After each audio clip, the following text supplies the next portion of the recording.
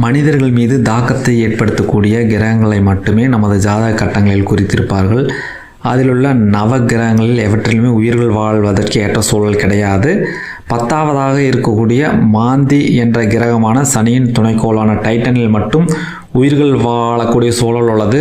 பூமியில் எப்படி ஹைட்ரஜனும் ஆக்சிஜனும் இணைந்து கடல், மேகம், மலை, நதி என்று நீர் சுழற்சி ஏற்படுத்தி உயிர்கள் வாழ தகுதியான சூழல் ஏற்படுத்தியுள்ளது. அதுபோல் அந்த டைட்டனிலும் நைட்ரஜன், ஈத்தேன், மீத்தேன் என்ற வாயுக்கள் இணைந்து மேகம், மலை, நதி என்று ஒரு திரவ சுழற்சி ஏற்படுத்தி உயிர்கள் வாழ தகுதியான சூழலை ஏற்படுத்தியுள்ளன.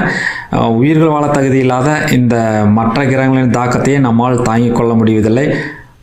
ஆனால் உயிர்கள் வாழ தகுதியான சூழலில் உள்ள அந்த மாந்தியின் தாக்கம் நம் மீது ஏற்படக்கூடிய புரிந்தால் நம் முன்னோர்கள் அந்த மாந்தியை நமது ஜாதக கட்டத்தில் சேர்த்திருக்கிறார்கள்.